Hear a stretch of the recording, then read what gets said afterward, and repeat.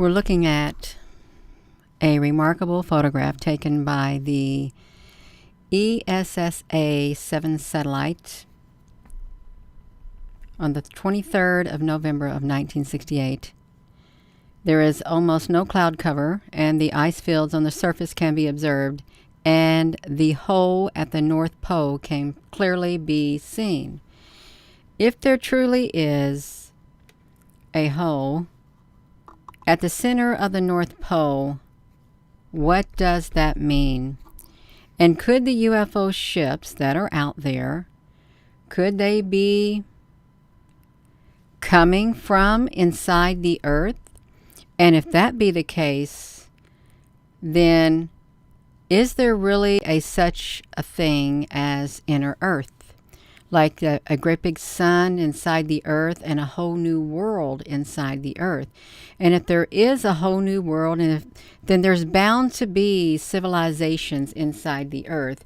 And if there were civilizations inside the Earth, and the theory of UFOs coming from inside the Earth, I think it's quite possible, you all. I really do. There's got to be something to it all. There really does. I'm trying to get this silly laptop, whatever I got going on here. My Surface. I've got my Surface out, and I'm trying to turn it on so I can see the comments.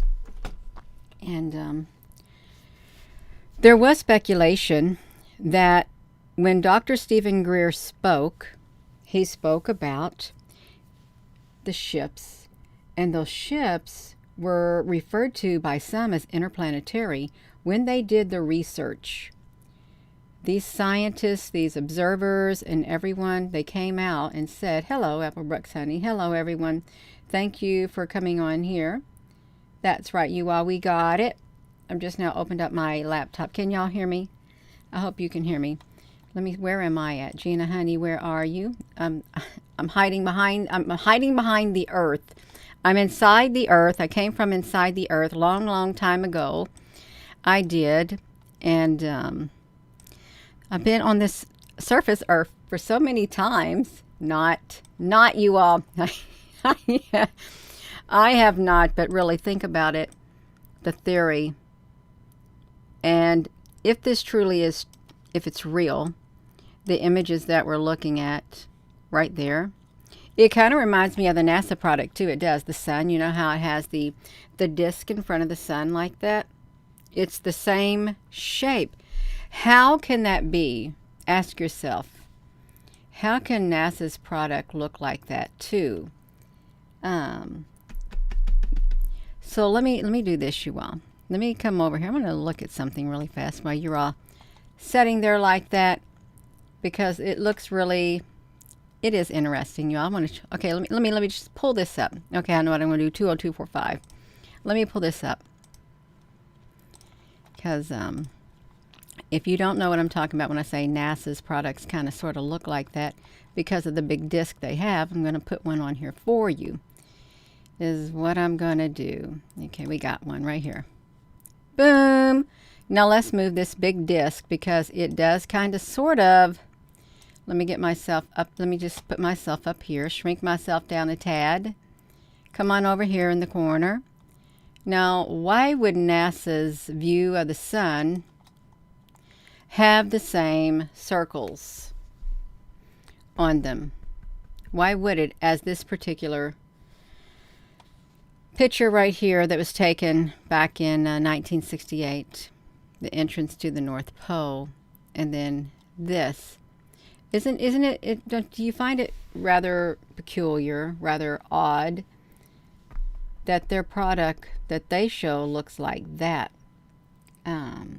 Yeah. Hello, Deb Mosley. Let's get you on here, Deb Mosley, honey. If I can. Hold on a second. I haven't seen Deb Mosley from a long time on here. We're going to fix her.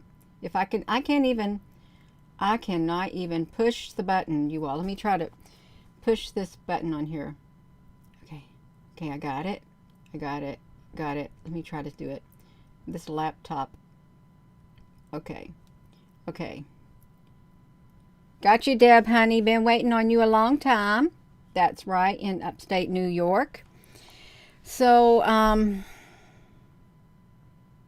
let's go look at the article. And you see we have a UFO right here. Are they coming from, like, say, inside the earth? Let's overlay it, you all. We can overlay it. We can put a thing on here, a filter, and we can look at it because they're truly... And you know, you have the movie Journey to the Center of the Earth. Remember that? It's a pretty cool movie. They see Jurassic, like it's like Jurassic stuff. See, look at the NASA product. See, isn't that strange? It's almost an exact replica. It really is. It is. I do like looking at NASA's products. I do. Hello, Susan B. Honey. Hello, everyone. I like looking at it. But that's this black ship. This is a UFO ship in the black. And it looks quite massive. I'll move that over there to the side. I'm going to keep that like that. I'm going to close this. I'm going to shrink this down, you all. But there's something to it. Look how it made a hole. It's a perfect... What did I do? The hole disappears, even though... It's okay. We can do it. Gina, will you get with this subject? I'm going to get straight to the subject. Right here. So now we're over here. It's 1946. We're going back to 1946. And we're at this website. Anom Alien. It's only got one comment, but we're going to read from it, you all. You can find it right here. Underground race of aliens. UFOs can come from inside the Earth and interplanetary craft. Let's see what interplanetary craft is, you all. Interplanetary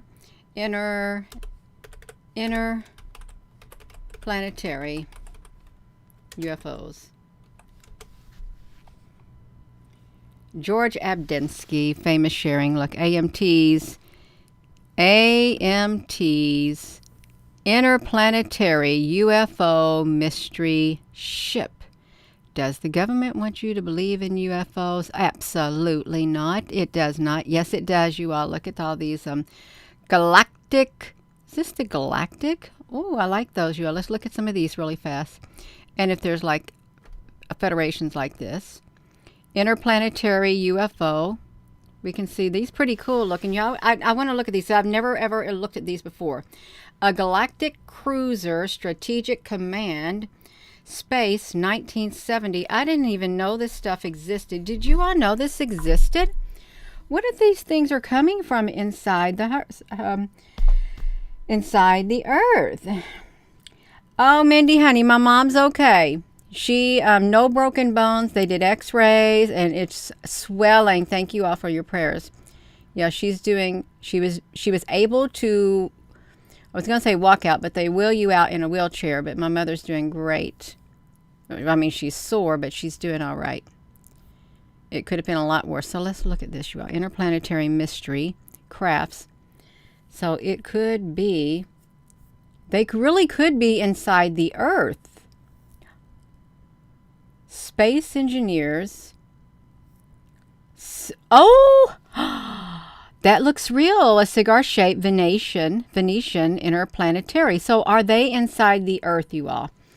Say this particular one, is it inside the Earth, you think? If it says interplanetary, it would be inside the Earth. Yeah. Blackjack Gator, honey. Now listen to Gina, honey. We're going to talk to you. Blackjack Gator. Okay.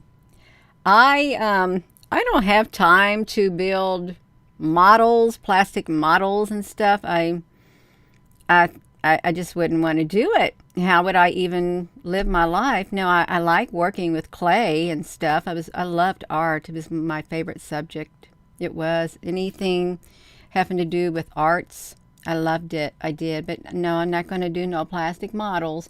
But you can build some for us. You can. You can do it. Yes, you can. You know you can. Let me shrink myself back down and come on here and talk to Blackjack Gator. I will. I did. Now let's look at this, you all. We got it. I love it. I do love it. See, now look at this. So, interplanetary. We're just taking a... I'm going to say something about this ship right here. This one right here, these ships that are round, It just came back into my mind. I was taking a picture in the western sky, and I saw a long round ship like that, and it had markings on it. It showed up in one of my photos, and I think it was back in maybe 2019 or 2030. As clear as day, I found it in the cloud, and it was round, and it had markings on it. So it could really very well come from inside the earth. Here's some more U.S. government and stuff like that, and things of that nature. So we got this. What if this is real? I've never seen these models before, ever in my life. Why did they make those models? Now you got me thinking, Blackjack Gator. You really do. Why would they make those? Wait. Why would they make those models if, I don't know. I never did like doing that, making stuff like that. Yeah, I'd have to sit still, and I don't like to sit still. I don't like to be moving. Okay, so we got the interplanetary coming from inside the Earth. Let's go back right here. And here we go. Inside the Earth. For the first time, researchers have stated, oh no, they're talking about, but researchers have stated that there are interplanetary craft. They talk about an unknown underground people in 1946. Well, I didn't know that. Unknown underground people. This happened after the writer, journalist, and scientist Richard Shaver told readers in America of the American Paranormal magazine amazing stories about his contact with aliens living underground. Reminds me of Middle Earth. It really does. According to Shaver, he lived for several weeks in the underground world of mutants, similar to demons described in ancient legends and tales of earthlings. Wow. By the way, practically any nation has similar myths telling about the race of ancient creatures that inhabited the planet Earth millions of years before a human foot set on it. Infinitely wise, talented, and culturally advanced, they do not want to have anything to do with people because humans don't have some pleasant traits, and they're wild. Humans are wild. Look at the star, the star things on the inside of it. It looks like on the inside of the Earth there is planets and constellations, rings, continents.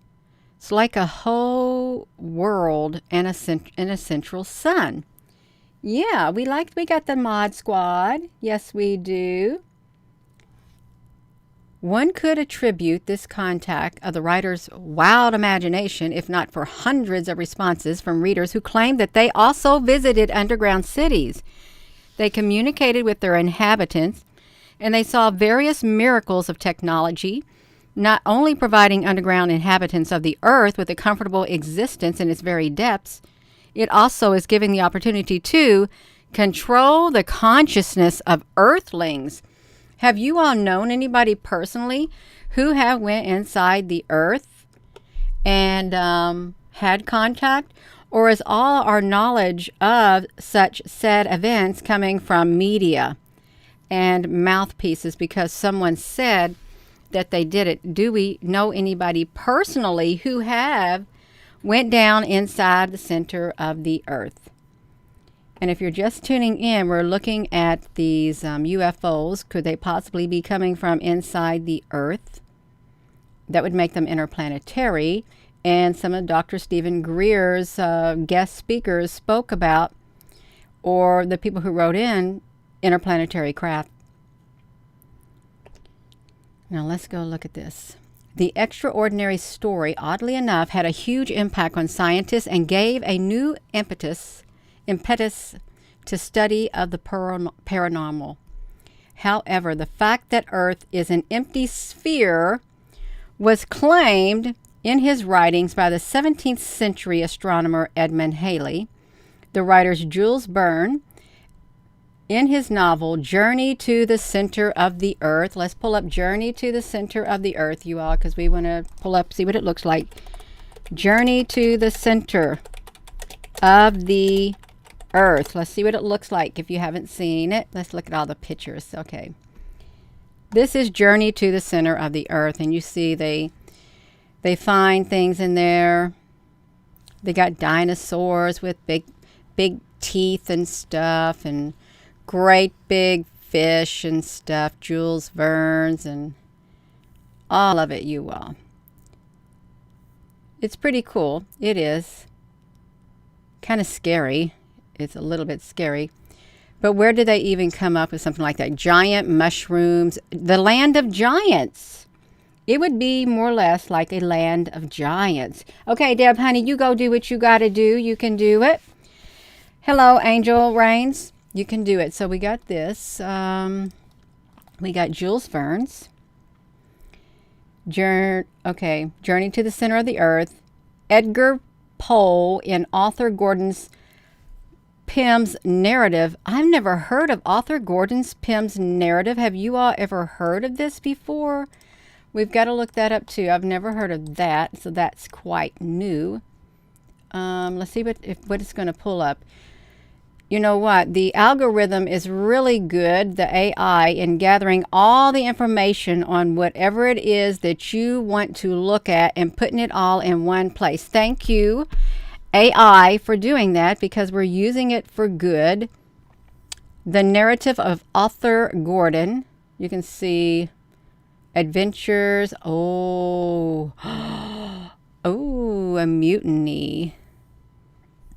So it has something to do with the ship and stuff. I think it's probably scary is what it probably is. You can see some things. It's got some Nantucket event and things like that. Whatever that thing is, I have no idea. It looks like they're out there on the sea and they got some kind of sea serpent getting it to look at that. Whatever that one is. Who knows what it is, but this is that. So we're going to go back here. Moreover, in the 18th to 19th century in the United States of America, the possibility of equipping a special scientific expedition was even considered, which would prove that our planet is a hollow sphere, and it is easy to penetrate into its depths through holes in the Earth's crust. Well, we got a lot of holes in the Earth. We do. We got tons and tons of holes inside the Earth. Holes opening up. Let's see some, you all. We want to see some holes opening up. Let's look at the holes. They're talking about the one to the journey to the center of the earth, and then look at all of these great big holes. What on earth? What is that? Ever wondered what a black hole opening up looks like? Is that real, you all? What is that? We got to look at that hole right there because it's something to look at. It was published on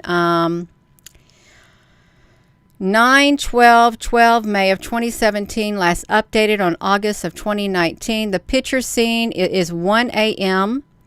and you're making your way home from the pub and you're a bit pissed, and suddenly the sky lights up and you look up and you see that in the sky. We're talking about holes. Yes, we are. Credit is the YouTube Sputnik. A black hole opening above the earth. It is fair to say that you have the feeling that your bowels are about to be empty. And in this clip, which was uploaded to the YouTube, it is based on scientific theories of how the black hole would look if the earth was in the center of the Milky Way. Luckily for us, black holes don't wonder about the universe. Well, we got one that is ripping and tearing. It's a monstrous black hole ripping and tearing its way through space, through the universe, and it's got its eyes set on Earth. It's an invisible monster, so that's not true. Black holes don't wonder about the universe looking for stuff to suck up. It won't need to be very close to a solar system to affect us on Earth. However, if one did suddenly open up near Earth, we would experience a huge gamma ray burst and we'd be hit with deadly levels of radiation. Black holes are hard to study because no light can escape it and they're so invisible. Instead, scientists and astronomers observe that the behavior of things close by to see the effects of the black hole. It looks pretty cool graphic. It's really nice looking. Isn't that nice? You are we talking about the center of the earth and UFOs coming from, I don't know, inner earth, coming up out from inside the earth, and we're talking about the hole in the earth because you can see this graphic we got right here, and we ended up on this black hole, and that's okay. We can look at it because we was talking about the holes. So let's go back here, you all. They said that if the scientific expedition went into, the earth, it would prove that our planet is a hollow sphere and it's easy to penetrate it into its depths through the holes in the earth's crust. Because we just look at the holes. Well, we were looking at the holes, Gina, and guess what you did? You flipped the screen off. Thanks. Sorry, y'all. As it turned out, over time, getting underground is not so easy. Oh, it's really easy. You know why it's really easy to get underground? We got boring machines. Earth boring machines. We got those. We can, no problem. We do it. See, it's not hard to get underground. Look at this. We got machines that can do it. So that's not a problem for us. It really isn't. So as it turned out over time, getting underground is not so easy. Oh, but it is really, really easy with the tunnel borers. Yes, it is. The deepest hole by far is the one on the Kola Peninsula in Russia near Murmansk, referred to as the Kola Well. And it was drilled for research purposes beginning in the 1970s. Well, let's go look at the Kola Well because we want to see the Kola Well, you all. Let's see if we can find it. We want to see what they're talking about. We like to do the visuals just to see what it looks like. Okay, there's the well. Wow, that is massive. See, this looks like the great big sinkholes. They got some strange sounds coming out of the holes. Look at that, the Kola Super Deep Bore Hole. What is something, now really think about it, what if something from outer space came and did that and it burrowed its way down into the ground because it kept spinning and spinning and spinning and spinning, spiraling like a drill bit. What kind of drill bit would we need? A concrete drill bit. Let me see, concrete drill bit. I know that's not the right type of drill bit, but this is a drill bit right here. So could you imagine something really massive and it's drilling straight down? If that was a great big thing, it's just spinning and spinning and spinning and spinning. It's going through the earth's crust and it's going to make great big gigantic holes inside the earth. So we got a drill bit right there. Okay, here we go. And we got earth boring machines. We got the Kola Well right there. And we got Noah's Ark. They found the flood water. We got it all going on. That is really massive. The deepest hole in the world. Look at that. A whale to hail right there. Oh, that's really wild. It's not that hard to get to the center of the earth. Maybe it was then, but now it's not. After 5 years, the Kola Well had reached 7 kilometers, about 23,000 feet.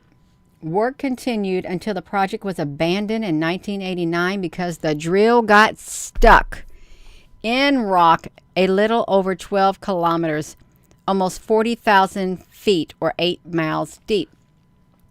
Well, see, now that's kind of interesting because do planes go up? What's the highest a plane can go in the air altitude? Is it like 40,000 feet up in the air?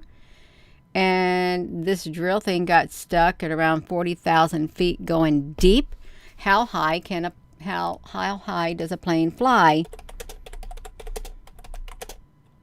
Aircraft fly how many feet? See if I can pull it up. Anything like that. Okay, so we're looking at a 767 can fly 43,000 feet up in the air. We have a ceiling. Something has a service ceiling of 39,000, 43,000 feet. A Boeing, 36,000, 33,000. So it's really kind of interesting that the deepest they dug into the center of the earth was like 40,000 feet. It's not, it's just coincidental that, you know, it's kind of the same height that we do when we go up inside the air, you all. It's just a little bit. That's right.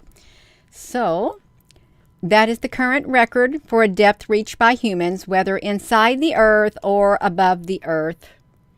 So the shell of the earth is much larger than the scientists can unearth. I like that. This shell of the earth is much larger than the scientists can unearth. Look at the admiral birds. We got this little pictograph, this little visual right here.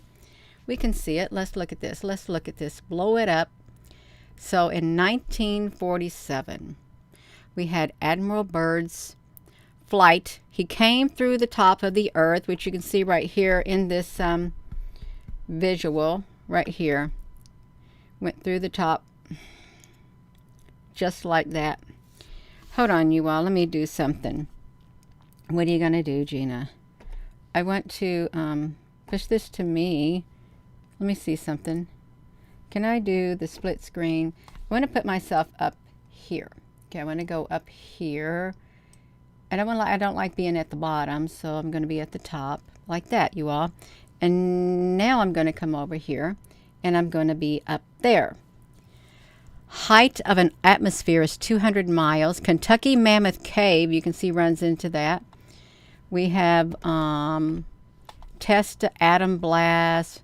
Can y'all see this stuff, or is it too blurry? Let's look. Let's make it down so this is it. We got sediment, granite, basalt, plastic basalt, tunnel entrances, all this kind of stuff. And then you got a hole in the other end. A small entrance down here at the bottom. Rainbow City. Rainbow City. That's really interesting. You got a spaceships inside. Looks like you got some long ships. Cave City. A race of cave-dwelling people. Man-made tunnels. A land of the advanced races. So we've got something like that. Entrances to the inner earth. Oh, this is the hollow earth theory according to the Third Reich. Gina, I don't know what the Third Reich is. Well, we can find out really fast. What does the Third Reich mean? Let's read it. This is the Third Reich. It's a book by a German author, Moller van den Broek, whose ideology heavily influenced the Nazi Party. The book formulated an ideal of national empowerment, which found many willing adherents in a Germany desperate to rebound from the Treaty of Versailles. Was that the Third Reich? Official Nazi designation for the regime in January from 1933 to May of 1945. Now, isn't this interesting?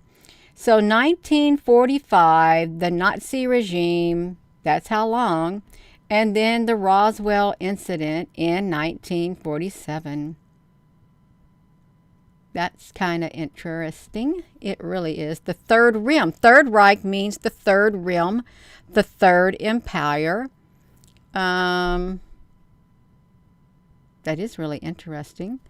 Is there a Fourth Reich? Gina, why are you talking about? I just want to read this. We did a little research. You cannot read that. The Fourth Reich is a hypothetical Nazi Reich that is the successor to Adolf Hitler's Third Reich. The term has also been used to refer to the possible resurgence of Nazi ideas, as well as a pejoratively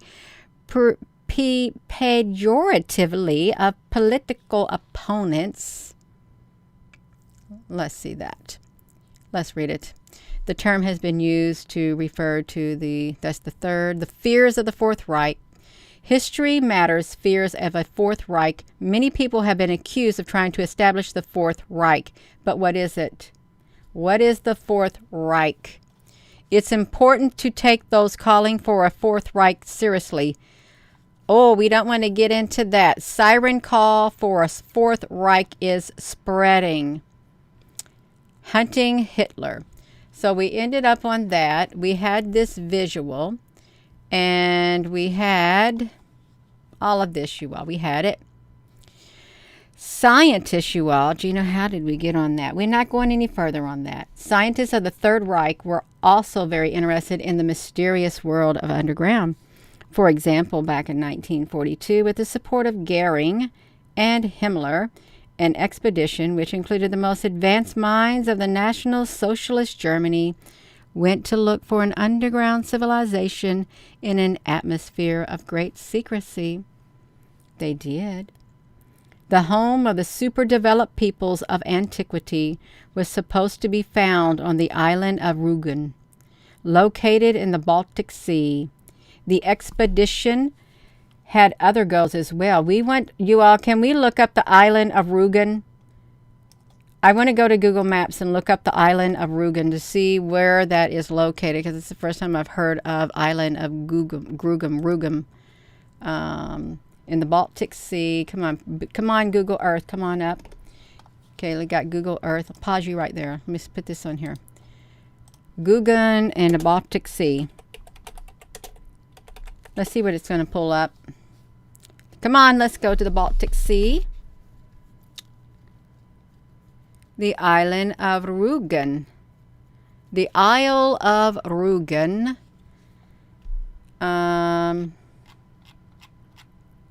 So this is around the Germany area.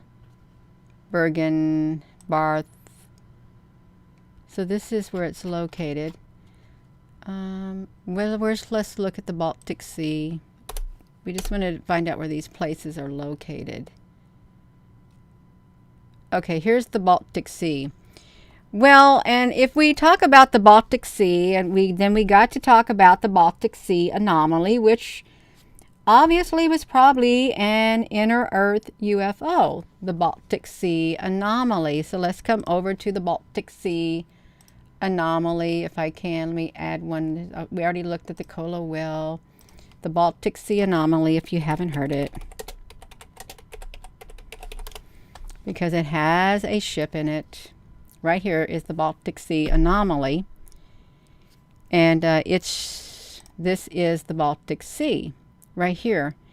It's by Estonia, Finland, Denmark, right in this Lithuania, Latvia, Poland, and in here was the Baltic Sea anomaly, this ship. So it is very, very possible that we do have an advanced civilization inside Earth. And they try to say that this is just a rock formation. That's all. There's nothing to it, just rock formations. That's all. But if we were to go further up here, we look at it again. Inside here it says a land of advanced races. And say that they had a ship like that. You have the city of Shambhala. They could come straight out of the North Pole. Is this the North or South Pole? They could come straight out and see, there's a picture right there of their little spaceship. It looks like it's coming out. This saucer is going to Venus. Okay, they're coming straight out of the middle of the Earth. They're coming to the surface. So I want to see what the city of Shambhala is. The city of Shambhala. City of Shambhala. Let's look at it. Wow, it's beautiful. It really is. UFO mania. The mysterious kingdom of Shambhala, and that's supposed to be located inside the Middle Earth.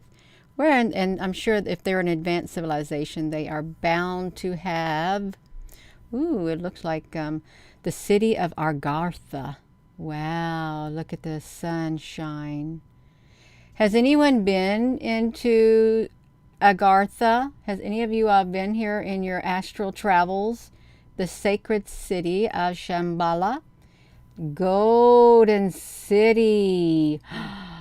This looks like cherubim, like gold, you all. Come on, there's something going on here. Who has been to this area? Yeah. Someone could have. So Shambhala is supposed to be inside the middle of the Earth, and I don't read Spanish, La Ciudad. Don't know what they're saying there, but it could be heaven on earth or heaven on the inside of Earth. This is why you felt that we could be on a ship, exotic, eternal. Shambhala. Boom. Oh, that looks like, kind of reminds me of the elves and stuff where it's really pretty. Okay. We're going to get back to it, you all, because I got sidetracked. We're supposed to get back to this article. The island of Rügen, located in the Baltic Sea. Okay. The expedition had other goals as well. The German scientists seriously hoped that if they could place fundamentally new radar devices underground, they would come close to the goal of world domination. In 1963, two American miners, David Phelan and Henry Thorne, while tunneling, they saw a huge door behind which marble steps descended. Wow, that's exciting, you all. The story brings us to the events of August 13, 1963 at Shepton, located in the anthracite coal belt of Shule County in Pennsylvania. Now, wait a minute. There is, in Pennsylvania, a huge store with marble steps. Shepton mine disaster and rescue transpired. 3 men were trapped 330 feet beneath the earth after the collapse of the mining shaft. And some 2 weeks later, on August the 27th, on a Tuesday, 2 of the miners, Henry Thorne and David Phelan, were brought safely to the surface after rescuers successfully drilled a 17 and a half inch and later 28-inch borehole into their chamber, while the third miner, being trapped in another part of the mine, regrettably perished. Wow, you have it. The story of Throne's and Phelan's survival and rescue were enough to captivate the world's attention, but it is what they claimed they saw and heard while entombed that fascinated the public. Statements with both men swore as to their authenticity, both separately and publicly, empathetic declarations that they took to their graves, though others believed they had simultaneously witnessed the same hallucinations. Oh, wow, this is pretty cool.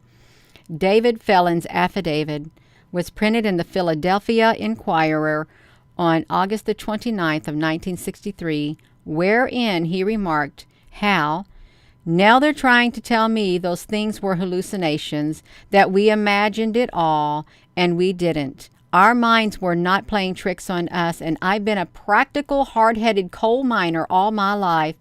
My mind was clear down there in that mine, and it's still clear.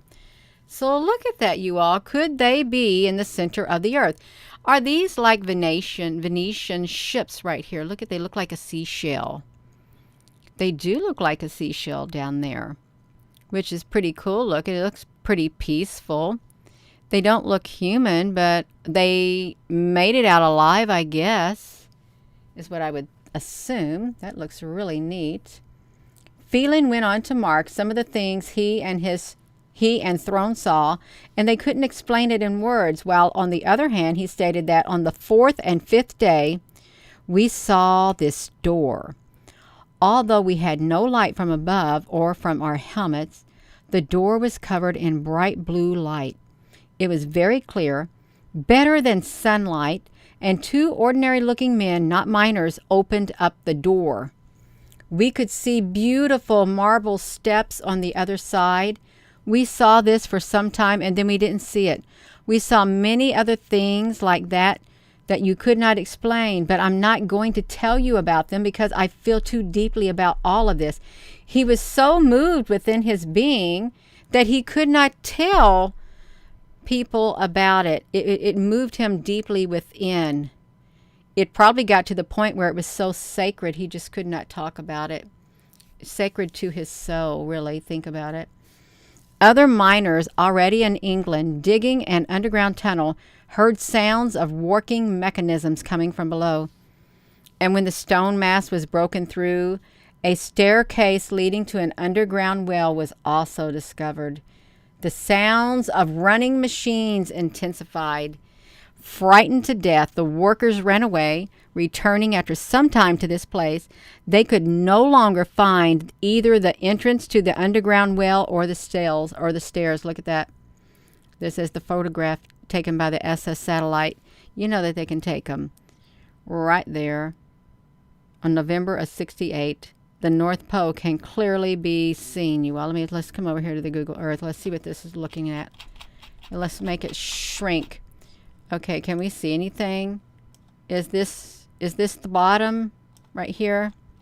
Is that the North Pole? Okay, I think we almost had it, you all. Did we? We only had a glimpse of it, just so you can see it. If I click it, you might be able to see a circle. One time, is this the North Pole, you all? One time we was zooming up like this, and we kept zooming and zooming and zooming, and we kept going and going and going and going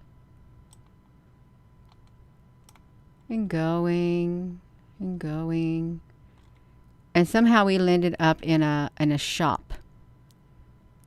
Now down here, oh my gosh, it says historical imagery from 1984. So we're looking at imagery from 1984, and that's what it says down here on the bottom of the screen of Google Earth. And it's gray. It's gray. 1984 was the last image that was taken on that particular thing, and they kind of saved it, you all. Look at that. Right there, Gina, you are all over the place. I'm just trying to, have some visuals is what I'm trying to do. In the 1970s, interesting photographs were obtained from an American satellite, which then went around many Western scientific journals. In the place where the North Pole should be located, the satellite discovered a dark spot on the correct form, similar to a huge hole, and it would be possible to attribute these pictures to failures in the equipment, if not for exactly the same photos taken years later.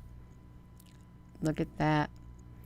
Also interesting are the testimonies of the anthropologist James Mackin, who examined a cave in Idaho, which is notorious among the indigenous population. McKenna and his companions, after several hundred meters of careful movement along a white stone corridor, suddenly heard screams and groans, and soon terrible finds in the form of human skeletons. We're talking about Idaho. They appeared before them. Unfortunately, further exploration of the cave, which in these parts was considered the entrance to the underworld, had to be stopped, and the smell of burning sulfur was simply unbearable. What's that say about hell? It's burning sulfur? Yeah, it talks about burning sulfur in the Bible. That's pretty interesting. A cave in Idaho. You live in Idaho, the home of the Idaho potatoes, and you see stuff like that? You heard about that mine in Idaho? Because they didn't give the location of it. Hello, Danny Lovett. If we turn to the opinion of the scientists, then the geologists do not share the same theory of the ubiquitous cavity of the Earth, although they do not deny the possible presence of a huge hollow spaces in its depths. It's unlikely that people could live there because inside our planet there's not only a rather high temperature but also little oxygen, and it's full of other gases that are incompatible with human life. All this prompted restless researchers to create a new hypothesis. Perhaps the underground civilization has an extraterrestrial origin, they said. And why not? Perhaps alien beings, tired of the constant wars and strife of mankind, they moved underground from where they still observe our development, and from its under the earth, and not from other galaxies that they appear from time to time in the sky on flying saucers, come into contact with people and conduct their cruel experiments on them. But here our legitimate question arises. If our earth is still hollow from the inside, then why is the entrance to the underworld, why has it not yet been discovered? The group of scientists from the United States came the closest to the possible truth, which suggested that the underground cities exist in the fourth dimension.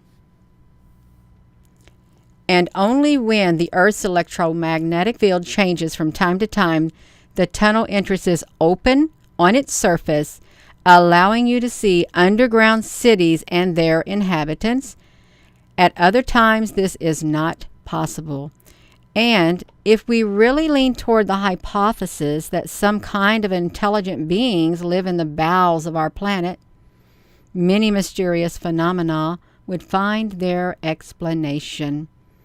So that's really interesting, you all. It really is interesting. I think it was great. Talking about underground race of aliens and UFOs. Can they come from inside the Earth? I think it's highly probable. It really is. There's some kind of mystery. And there's lots of different theories. Mysteries and theories. It's like lions and tigers and bears. Oh my. We got this product right here, which kind of reminds us of NASA's product right there. Like, you know, Soho, Lasco things like that. Boom. You got ships flying around, and if the ships came from inside the Earth, it could be.